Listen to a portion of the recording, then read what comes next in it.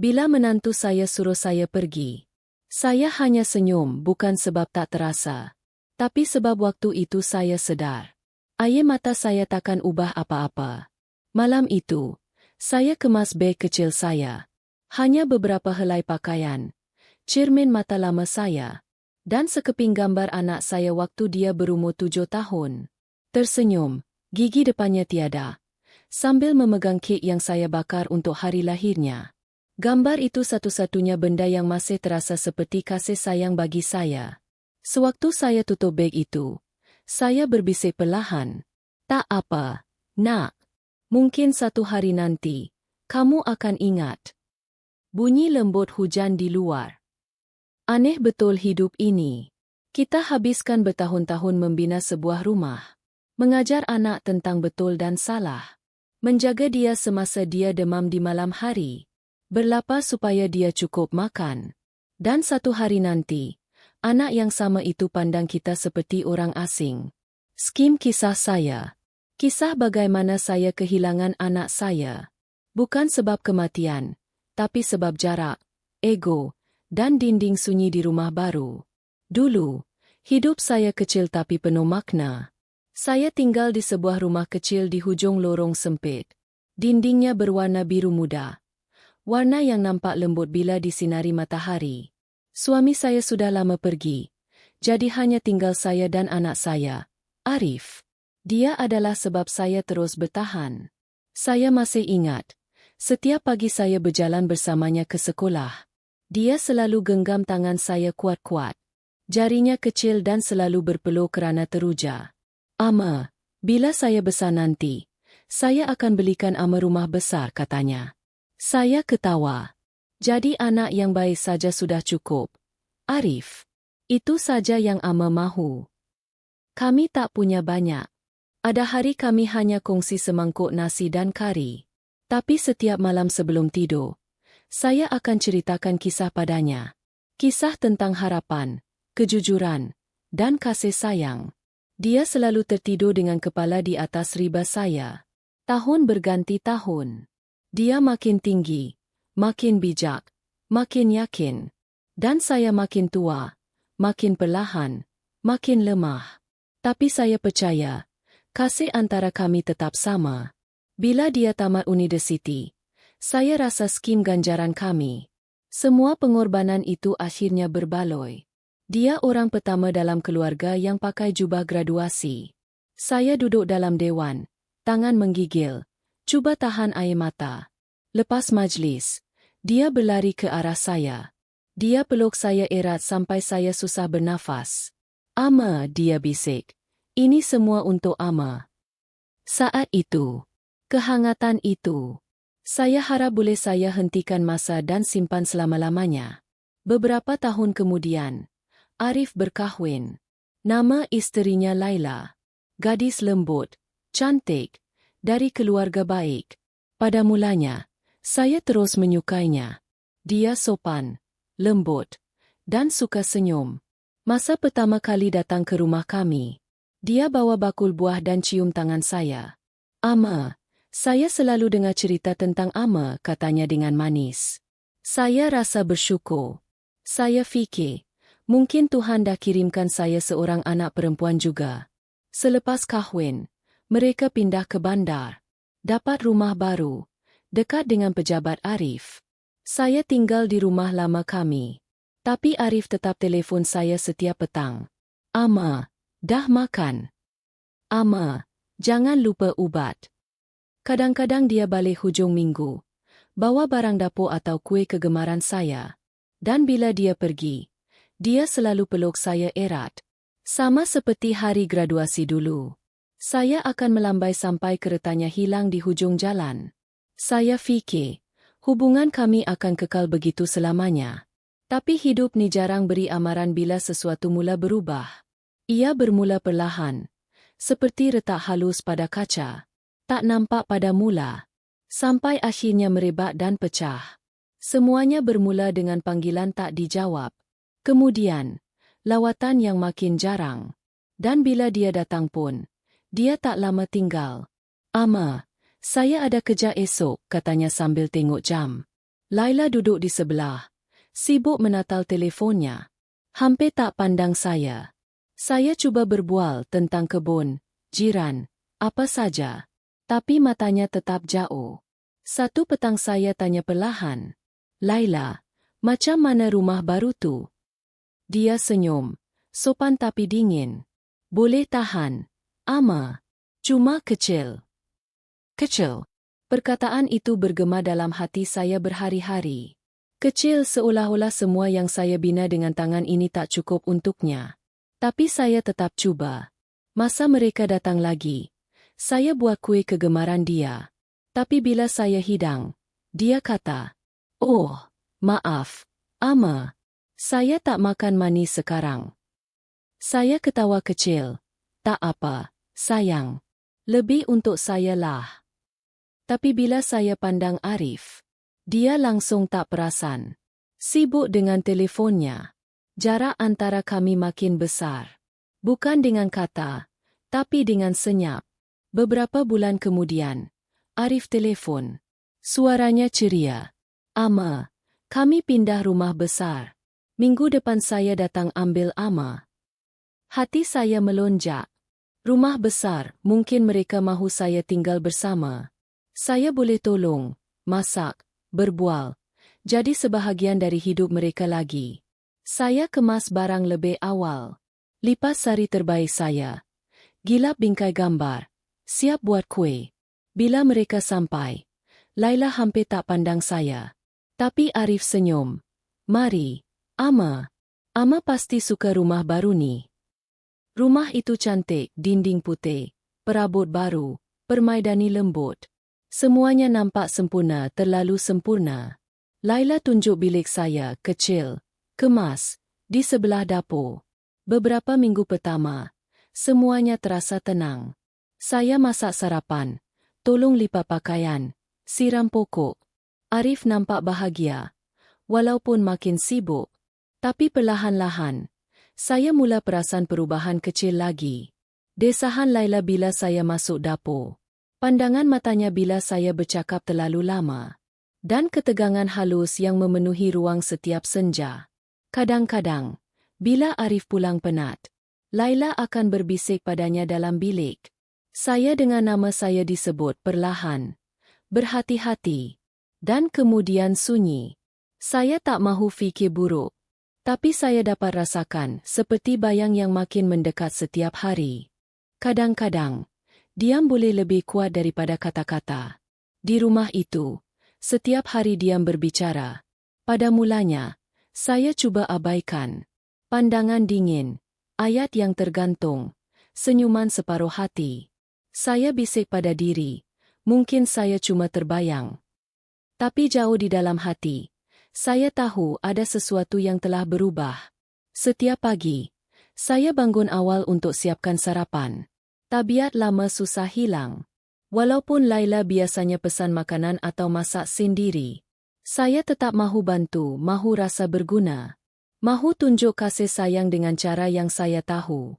Saya goreng telur, buat capati, dan bancuh teh seperti Arif suka.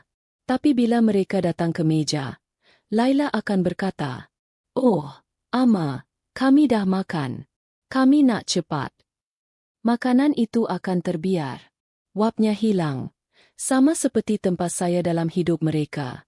Namun saya tetap bersihkan meja, senyum, dan berbisik perlahan. Mungkin esok. Hari berganti minggu. Saya perasan Laila mula ubah susun atau dapur. Balang saya, rempah saya, cawan saya. Satu demi satu, dia ganti dengan miliknya sendiri. Saya tak kata apa-apa. Itu rumah dia juga. Tapi satu hari, bila saya nak ambil cawan besi lama saya, yang saya guna sejak Arif kecil, ia sudah tiada. Saya cari di setiap almari sampai Laila masuk ke dapur. "Oh, Ama, saya dah buang cawan tu," katanya ringan. "Dah nampak terlalu lama." Cawan itu bukan sekadar besi. Ia simpan kenangan. Tentang pagi-pagi Arif minum susu sambil ketawa dengan misai bui di bibirnya. Tapi saya tak beritahu dia semua itu. Saya cuma angguk dan berkata perlahan, "Tak apa, sayang. Arif pula makin jarang di rumah. Bila dia pulang, saya selalu tunggu di tingkap, mengharap nampak cahaya keretanya di simpang jalan. Kadang-kadang saya masak kari kesukaannya, resepi yang diajar oleh arwah ayahnya. Tapi dia jarang makan bersama saya lagi. "Ama, saya penat," katanya. Terus masuk bilik. Laila akan ikut dari belakang dan tutup pintu perlahan. Saya rindukan perbualan kami. Malam-malam panjang yang dulu penuh dengan cerita tentang impian, kawan, dan ketakutan kecilnya. Sekarang, dia hanya cerita tentang mesyuarat, pangkat, dan tarikh akhir kerja. Saya nampak dunia luar sudah menelannya bulat-bulat. Suatu malam, saya ketuk pintu bilik mereka perlahan. "Arif," saya panggil lembut. "Kamu okey, nak?" Dia buka separuh pintu. Matanya letih. "Saya okey, Ama. Cuma sibuk." Saya nak tanya sama ada dia bahagia. Tapi sebelum sempat, suara Laila kedengaran dari dalam. "Arif, masuklah. Kita tengah berbual." Dan pintu itu tertutup semula. Saya berdiri lama di situ, merenung kayu pintu yang tertutup. Kemudian saya kembali ke bilik saya, memandang gambar kecil di atas meja sisi. Arif kecil, senyum dengan gigi depan yang hilang. Saya sentuh kaca bingkai itu dan berbisik. "Kamu masih ingat Ama, nak?" Satu petang, beberapa saudara datang melawat. Tak dirancang, cuma panggilan mengejut. Mereka kata mereka berdekatan dan nak singgah tengok rumah baru Arif. Saya rasa gembira. Akhirnya rumah ini akan dipenuhi suara dan ketawa. Bila mereka datang, saya sambut dengan mesra. Saya hidang teh, kue, dan tunjuk sekeliling rumah dengan bangga. Tapi bila Laila balik dan nampak mereka, senyumannya hilang sekejap. Dia tetap menyapa dengan sopan, tapi saya boleh rasa dingin di udara. Malam itu, selepas mereka pulang, dia datang ke bilik saya. Suaranya lembut tapi tegas. "Ama, lain kali tolong beritahu saya kalau ada tetamu nak datang." Saya terpinga. "Oh, maaf, sayang. Mereka telefon tiba-tiba saja." Saya fikir. Dia potong cakap saya. "Ya, tapi ini rumah saya juga. Saya suka semuanya teratur." Kata-katanya menikam lembut. "Rumah saya juga." Perkataan juga itu terasa seperti dinding di antara kami. Saya angguk perlahan. "Baik, Laila. Saya akan ingat." Tapi malam itu, bila saya baring di katil, saya sedar saya bukan lagi rasa seperti seorang ibu di situ. Saya rasa seperti tetamu. Beberapa hari kemudian, Arif jemput rakan pejabat untuk makan malam. Saya tentu nak bantu, memasak ialah cara saya tunjuk kasih sayang. Saya mula awal pagi, masak nasi, kari, dan manisan. Bau masakan memenuhi dapur. Ingatkan saya pada hari lahir Arif dulu. Bila Arif balik, saya senyum dan berkata, "Semuanya dah siap, nak." Tapi sebelum dia jawab, Laila muncul. "Ama, saya dah pesan makanan. Mereka lebih suka makanan restoran." Saya terdiam. "Oh, saya tak tahu." Dia senyum sekejap. "Tak apa, Ama. Ama rehatlah." "Rehat." Perkataan itu kedengaran lembut, tapi maksudnya undur diri. Semasa makan malam, saya duduk dalam bilik. Dari situ, saya dengar ketawa, suara berbual, bunyi pinggan. Tak seorang pun panggil saya keluar. Saya duduk di tepi tingkap, makan semangkuk nasi seorang diri. Bau makanan yang saya masak tadi masih ada di udara, tapi tiada siapa yang menyentuhnya. Bila tetamu pulang, Arif ketuk pintu saya. "Ama, maaf, tadi sibuk sangat." Saya senyum paksa. "Tak apa, nak. Ama gembira kamu seronok malam ni." Dia pandang saya. Matanya lembut tapi jauh. Kemudian dia berkata sesuatu yang saya takkan lupa. "Ama, mungkin Ama patut berehat. Pergilah ke kampung sekejap. Laila rasa Ama mungkin sunyi di sini." Saya kaku. "Berehat? Dari apa menjadi seorang ibu? Tapi saya tak tanya. Saya cuma angguk. Ya, mungkin itu ide yang baik. Jadi saya ke kampung. Beberapa hari saya tinggal dengan sepupu. Dia baik, banyak bercakap, penuh keceriaan. Tapi walau dikelilingi orang, hati saya tetap kosong. Setiap malam saya tertanya-tanya, apa salah saya? Adakah kata-kata saya yang menyakitkan mereka? Atau kehadiran saya memang tak disenangi? Kadang-kadang saya terfikir nak telefon Arif. Tapi setiap kali saya capai telefon, saya berhenti. Kalau dia nak bercakap, dia akan telefon. Seperti dulu.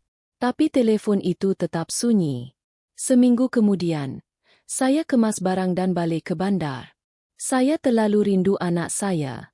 Bila saya sampai, saya ketuk pintu. Sekali, dua kali. Laila buka. Wajahnya terkejut. Oh, Ama. Ama balik awal. Saya senyum. Saya rindu rumah. Dia teragak-agak. Kemudian undur ke tepi. Masuklah.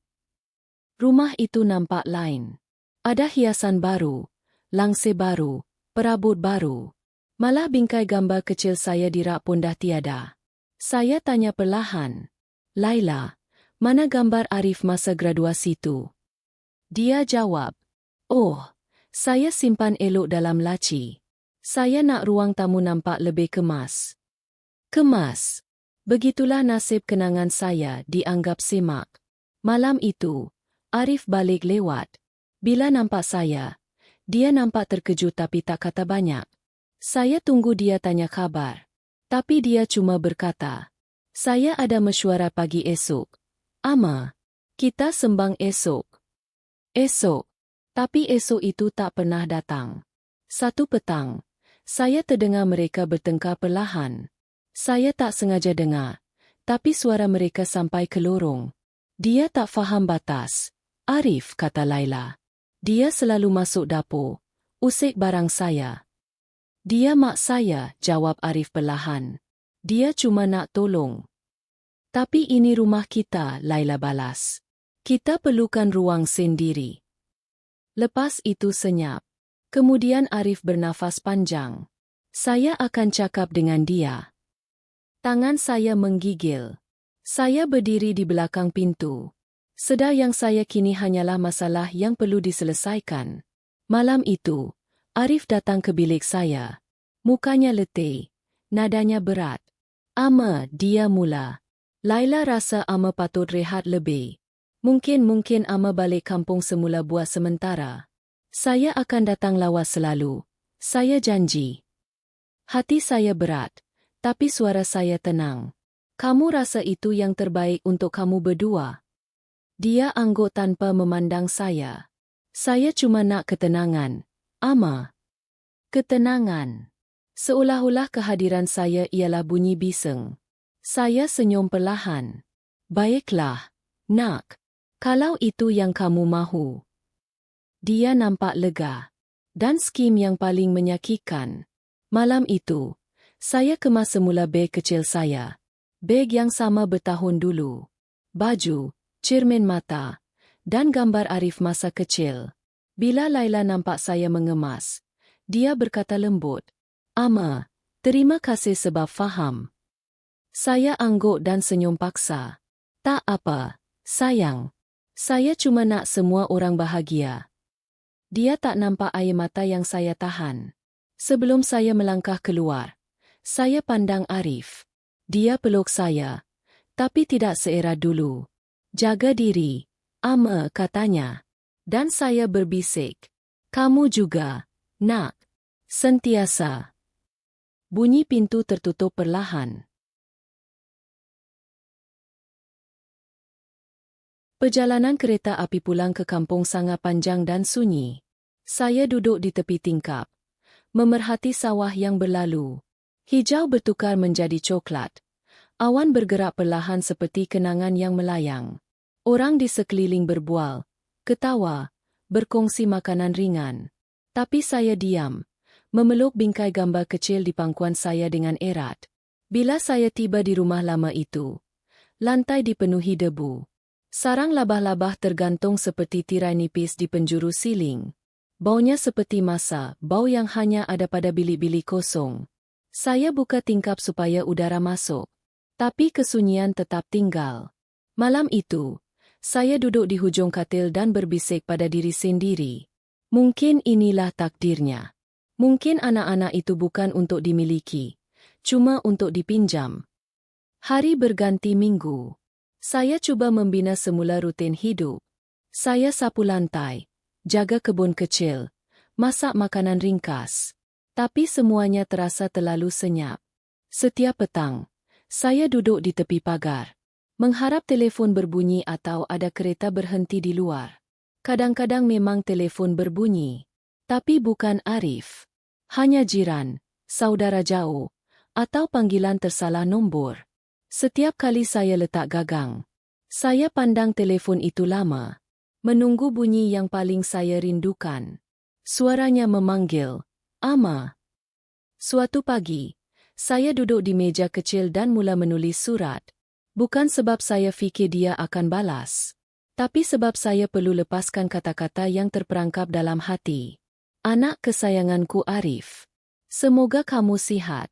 Taman kita sedang berbunga semula, seperti masa kamu kecil dulu. Saya masih ingat kamu berlari tanpa kasut di lumpur selepas hujan. Ketawa riang. Kamu selalu petik bunga untuk Ama dan panggil saya ratu kamu. Saya gembira kamu dah bina kehidupan kamu sendiri. Betul, Ama gembira. Tapi kadang-kadang, bila saya pejam mata, saya tertanya, adakah kamu masih ingat suara saya bila kamu demam? Atau lagu yang saya nyanyi bila kamu susah nak tidur? Saya tak mahu kamu rasa bersalah. Saya cuma mahu kamu tahu. Tak kira di mana kamu berada. Kasih sayang saya tiada tarikh luput. Seorang ibu tak pernah berhenti menyayangi, walau hatinya pecah dalam diam. Kasih sayang, Ama. Bila siap, saya lipat surat itu dengan kemas dan letakkan di dalam laci. Saya tak pernah puskannya. Mungkin saya takut pada senyap di hujung sana. Bulan berganti. Musim perayaan pun tiba, masa di mana keluarga berkumpul, memasak dan ketawa bersama. Saya hias rumah kecil itu, walaupun saya tahu tak ada siapa yang akan datang. Saya buat manisan kegemaran Arif, ladu kelapa. Sambil menggoreng, saya tersenyum pada kenangan. Dia berdiri di sebelah saya, mencuri makan bila saya tak tengok. Saya pura-pura marah, walau sebenarnya saya suka tengok dia begitu. Bila malam tiba, saya nyalakan pelita kecil di tepi tingkap. Di luar, bunga api berkilauan di langit. Di dalam, saya duduk sendirian, memandang pintu yang tak pernah dibuka. Saya cuba tahan air mata. Tapi air mata ada kehendaknya sendiri. Ia jatuh bila hati dah terlalu berat untuk menahannya. Saya berbisik perlahan. Selamat menyambut perayaan, anakku. Di manapun kamu berada.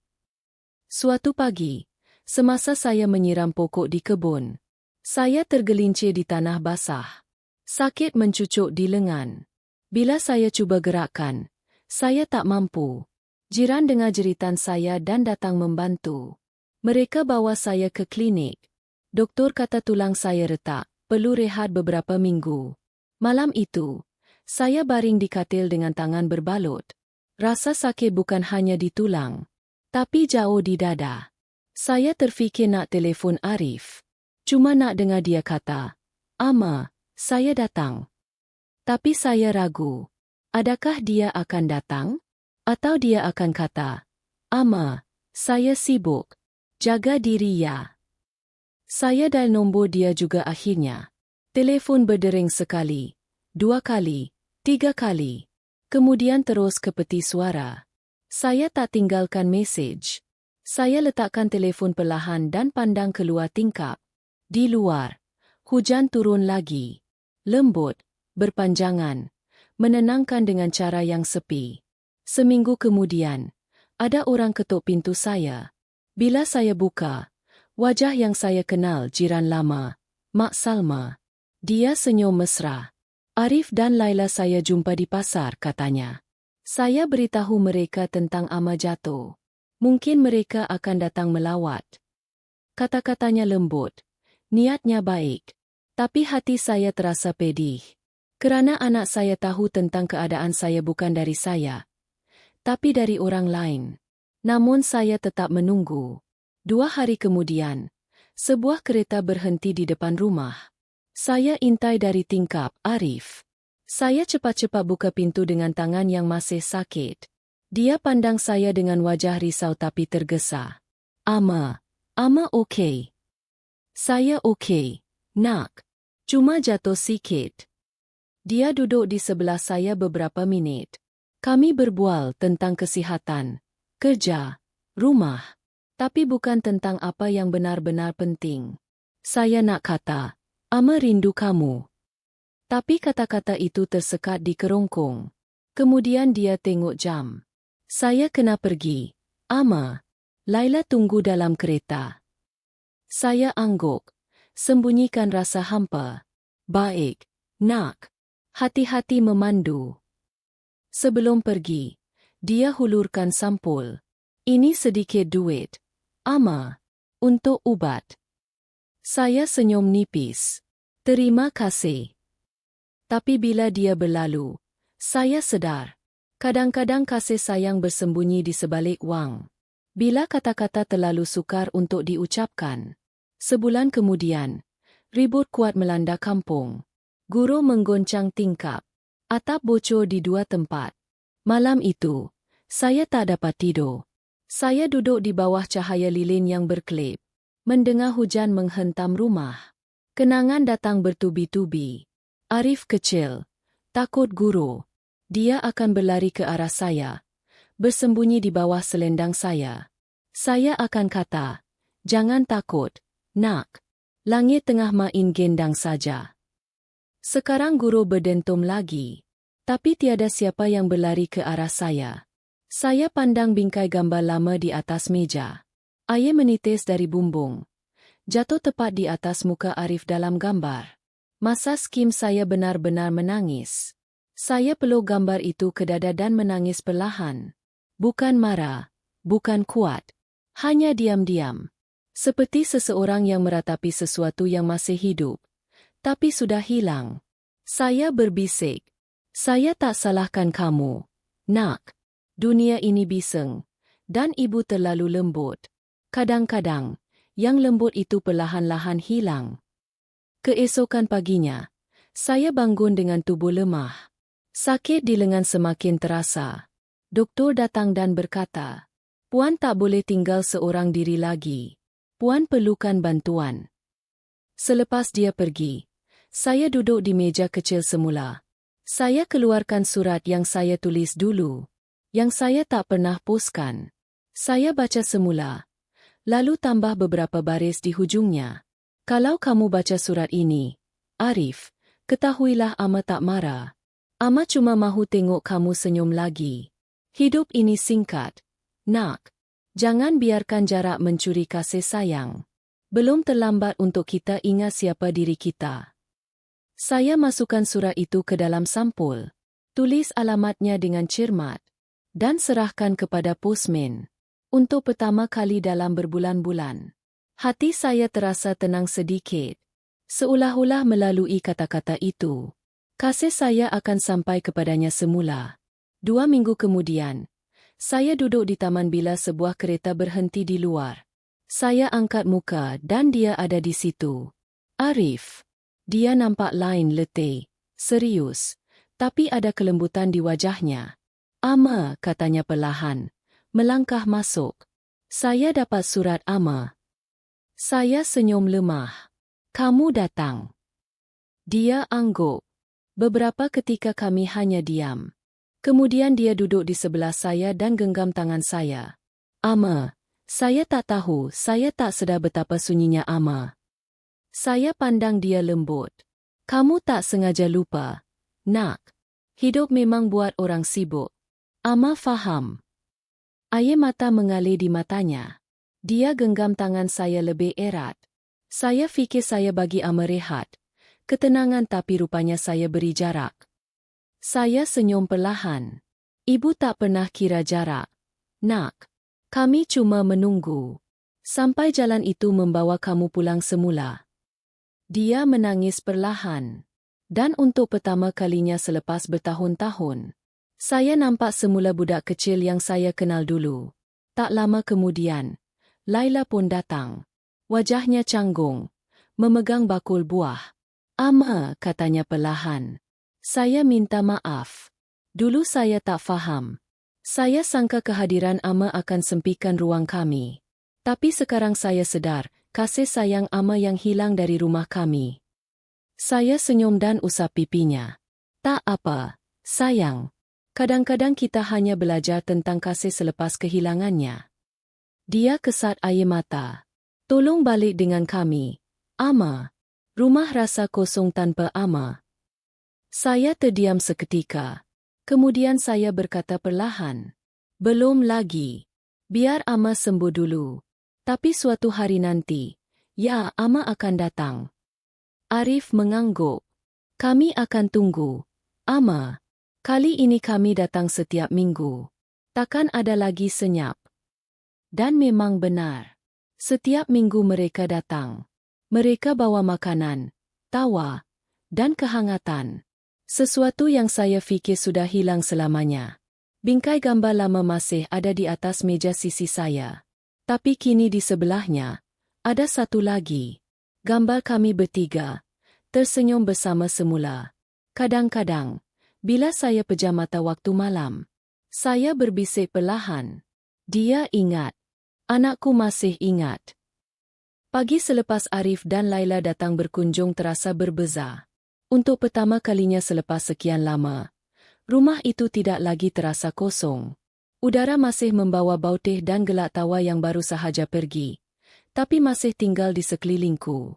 Aku duduk di tepi tingkap, memandang ke arah jalan di mana kereta mereka menghilang malam tadi. Hati aku terasa ringan.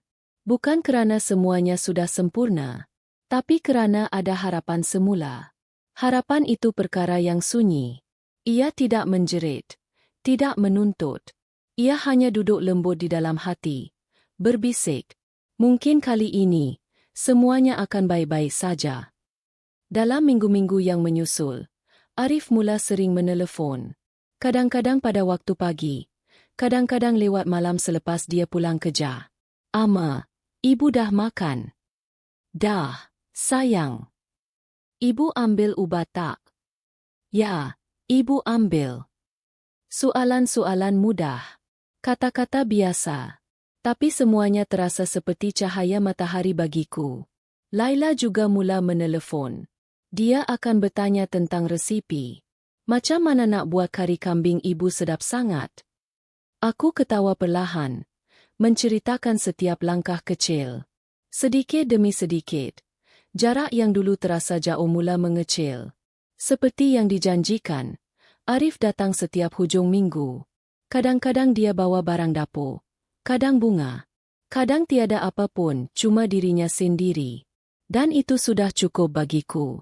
Kami duduk di beranda, minum teh, melihat langit bertukar jingga waktu senja. "Ingat tak masa dulu saya kerja kelip-kelip, Ama?" dia bertanya. Aku senyum. "Ingat. Kamu tangkap dalam balang, lepas tu menangis bila mereka mati." Dia ketawa. "Saya tak tahu saya sedang menyakiti mereka." Aku mengangguk. "Kita semua begitu, sayang. Sampai kita belajar, kadang, kasih pun boleh menyakitkan tanpa sengaja." Dia terdiam lama, dan aku nampak rasa bersalah di matanya. Rasa yang tidak perlu dijelaskan dengan kata. "Ama," katanya perlahan, "saya nak bawa ibu tinggal dengan kami nanti." Aku senyum lembut. "Ini rumah ibu, Arif. Tapi hati kamu, skim tempat sebenar ibu." Dia genggam tanganku.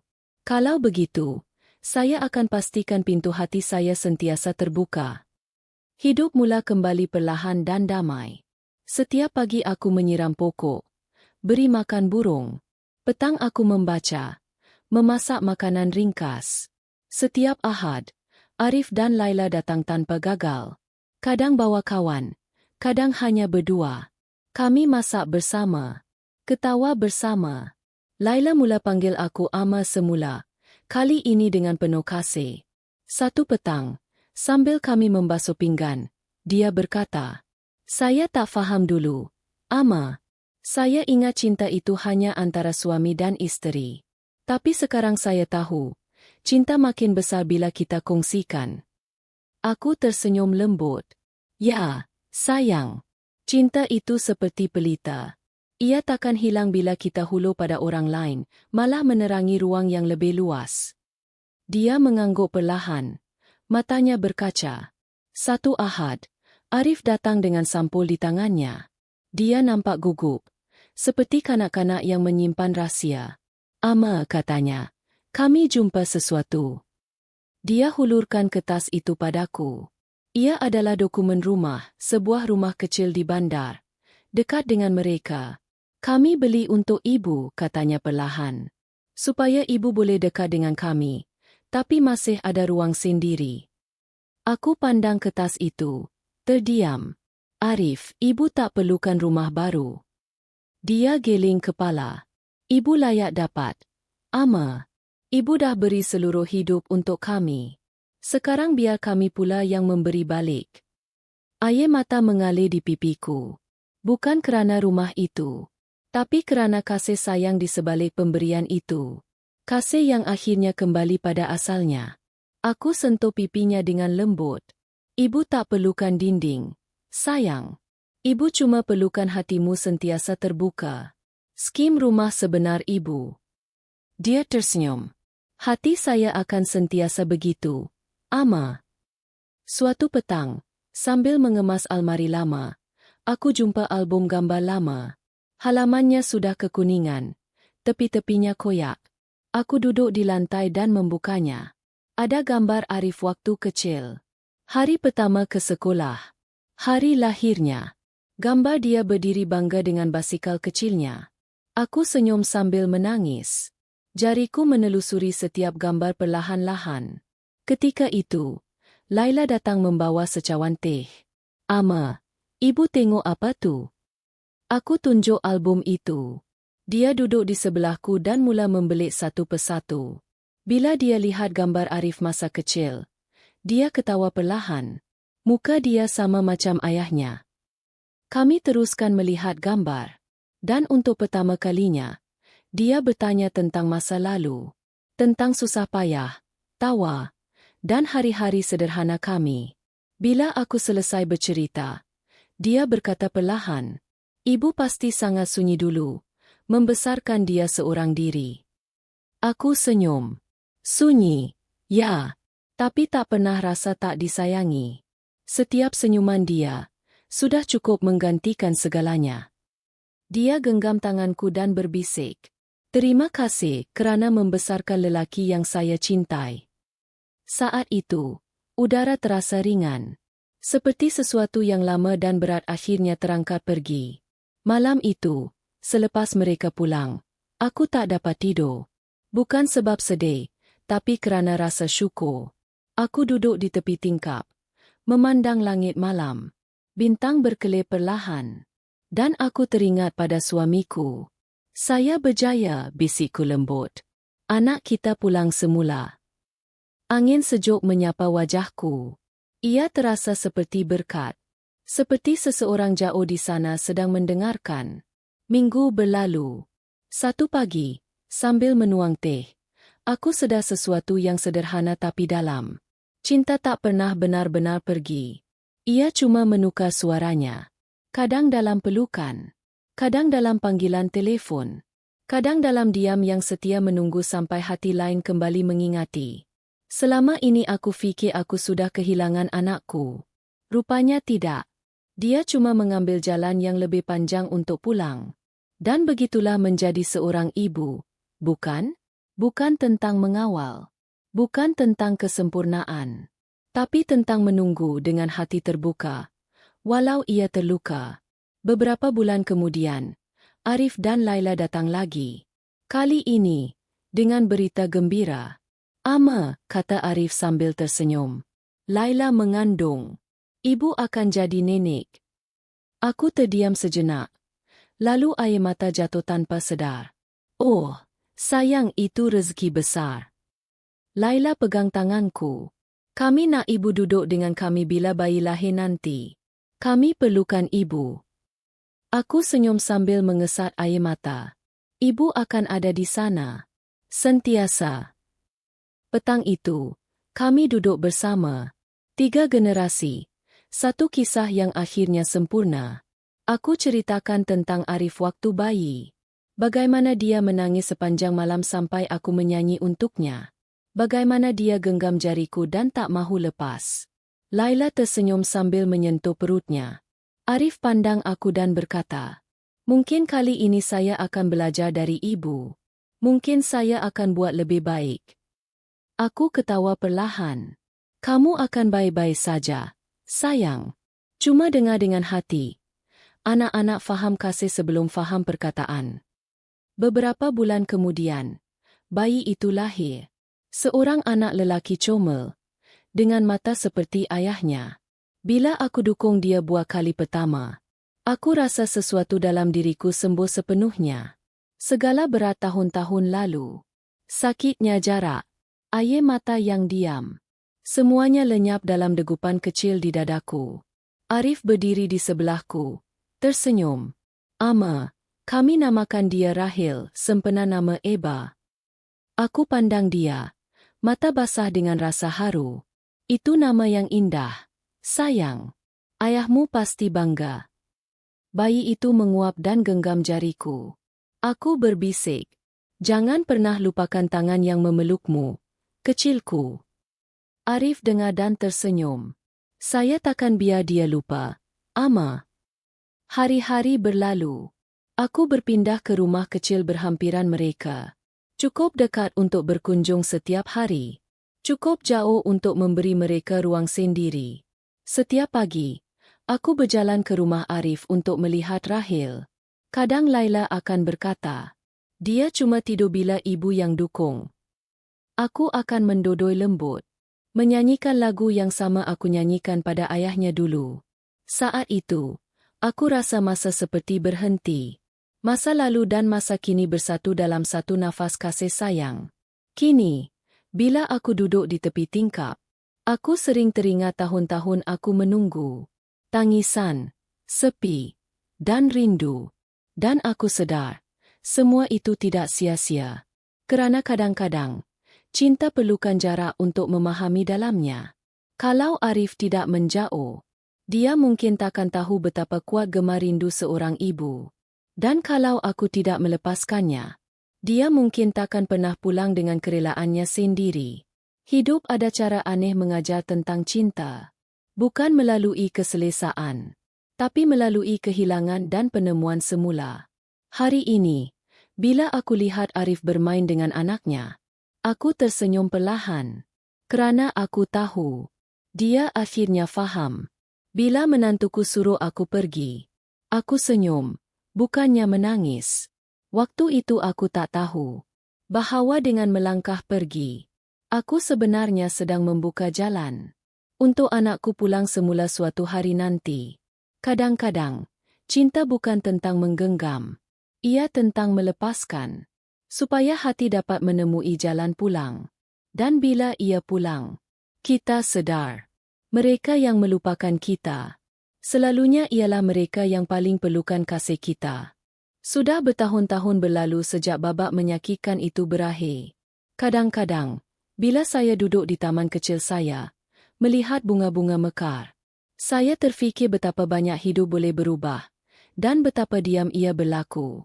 Satu ketika, kamu seorang ibu yang penuh impian untuk anakmu. Kemudian masa berlalu, dan tiba-tiba kamu menjadi orang asing di rumah yang kamu bina sendiri. Tapi kalau kita terus berpegang pada iman, dan membiarkan kasih kita tetap lembut, bukan pahit, hidup sentiasa akan menemukan jalan untuk membawa ketenangan semula. Pagi ini, saya bangun awal. Rumah sunyi. Hanya bunyi jam berdetik dan burung-burung berkikau di luar. Di atas meja, ada satu lukisan kecil, tulisan tangan Rahil. Tertulis, "Untuk Nani, terima kasih kerana menjadikan ayah saya seorang yang baik." Saya sentuh nota kecil itu dan tersenyum. Anak-anak faham sesuatu tanpa perlu diajar. Mereka dapat rasa kisah yang hidup di dalam hati kita. Kertas kecil itu lebih bermakna daripada apapun di dunia ini. Ia mengingatkan saya bahawa kebaikan akan terus diwarisi dari satu generasi ke generasi berikutnya. Jika kita memilih untuk memaafkan, bukan menyimpan marah. Masih ada saat-saat di mana saya teringat hari-hari sunyi dahulu. Makan malam yang senyap, surat yang tidak dibuka, bunyi pintu pagar yang tak lagi terbuka. Dulu saya sering bertanya pada diri sendiri, adakah aku gagal sebagai seorang ibu? Adakah aku terlalu tegas? Atau terlalu lembut? Tapi kini saya tahu jawapannya. Saya tidak gagal. Saya cuma manusia. Dan begitu juga anak saya. Kami berdua buat kesilapan. Tapi kasih sebenar tidak mati kerana kesilapan. Ia mungkin bengkok, tapi tidak pernah patah. Petang semalam, Arif datang seorang diri. Laila dan anak kecil mereka berada di rumah ibunya. Dia bawa samosa dari kedai kegemaran saya. Kami duduk di beranda bersama, melihat langit bertukar warna keemasan. Dia berkata perlahan, "Ama, ibu pernah terfikir tentang tahun-tahun saya tak balik rumah dulu?" Saya pandang dia, tersenyum lembut, dan berkata, "Dulu, ya, beta. Tapi tidak lagi. Sekarang saya fikir tentang ini, kamu ada di sini. Sekarang, itu sudah cukup." Dia tunduk, suaranya bergetar. Saya tak tahu bagaimana ibu boleh maafkan saya. Saya genggam tangannya perlahan. Sebab suatu hari nanti, kamu akan berada di tempat saya. Anak kamu akan membesar. Dia akan buat pilihannya sendiri. Dan hati kamu juga akan terluka. Saat itu, kamu akan faham bahawa memaafkan bukan hadiah untuk orang lain, tapi untuk diri sendiri, supaya hati dapat berehat. Dia angguk, matanya berkaca, dan berbisik, "Saya akan ingat itu, Ama." Sekarang, hari-hari saya sederhana saja. Minum teh di pagi hari, berjalan di taman, dan setiap petang, Rahil datang bermain. Kadang-kadang, Laila datang juga. Kami duduk bersama sambil mengupas kacang atau melipat kain. Berbual tentang hal kecil, yuran sekolah, resipi, cuaca. Lucunya, ketenangan sering datang melalui perkara biasa. Tiada permohonan maaf besar. Tiada ucapan panjang. Hanya tindakan lembut. Sebuah panggilan, satu lawatan, atau hidangan yang dikongsi. Kasih sayang tidak selalu kembali dengan gemuruh. Kadang-kadang, ia datang semula dengan senyap. Seperti cahaya pagi yang perlahan masuk ke bilik gelap. Saya dulu percaya bahawa menjadi ibu bermaksud memegang erat. Tapi kini saya tahu, menjadi ibu juga bermaksud tahu bila untuk melepaskan, dan bila untuk membuka pelukan semula. Kalau dulu saya memilih untuk melawan atau menjerit, kalau saya isi hati dengan dendam, mungkin anak saya tidak akan pernah kembali. Tapi diam walau menyakitkan, memberi ruang untuk dia mengingati. Dan bila dia akhirnya ingat, kasih saya masih ada, menunggu, tidak rosak, tidak pudar, masih hidup. Kadang-kadang orang bertanya, "Tidakkah kamu marah bila anakmu melupakan kamu?" Dan saya jawab perlahan, "Tidak." Saya sedih, tapi tidak marah. Sebab marah membina tembok. Tapi luka boleh membina jambatan, kalau kita biarkan ia mengajar kita. Apa yang saya belajar daripada semua ini sangat mudah. Kasih bukan tentang kita diingati. Ia tentang kita yang terus mengingati. Walau mereka melupakan kita. Walau mereka berpaling. Jika kita masih mampu menyimpan kasih di hati untuk mereka, kita sudah pun menang. Skim kekuatan seorang ibu. Setiap petang bila matahari terbenam, saya duduk di jendela yang sama di mana saya pernah menangis. Dan kini saya hanya memandang dunia berlalu. Saya lihat anak-anak berjalan pulang dengan ibu bapa mereka. Saya dengar ketawa dari rumah berdekatan. Dan saya tersenyum. Kerana saya tahu, setiap keluarga ada ributnya sendiri. Dan setiap hati menyimpan kisahnya yang sunyi. Ada yang menyakitkan, ada yang indah. Kebanyakannya kedua-duanya sekali. Tapi akhirnya, kasih sejati akan pulang juga, walau mengambil masa. Bila anak saya dulu melupakan siapa yang membesarkannya, saya sangka kisah saya sudah berakhir. Tapi kini saya sadar, skim permulaannya. Ia bermula pada hari saya memilih ketenangan daripada keegoan. Ia bermula pada hari saya tersenyum dan bukan menengking. Ia bermula pada hari saya membiarkan kasih melakukan apa yang selalu ia lakukan. Menunggu, diam-diam, sehingga ia diingati semula. Dan bila ia diingati, sakit pun hilang, air mata pun kering, dan yang tinggal hanyalah keindahan. Kalau ada seseorang yang kamu sayang melupakan kamu, jangan kejar mereka dengan marah. Biarlah kasih kamu menjadi suara yang memanggil mereka pulang. Kerana suatu hari nanti, bila hati mereka mula mengingati, mereka akan ikut suara itu dan pulang semula kepada kamu.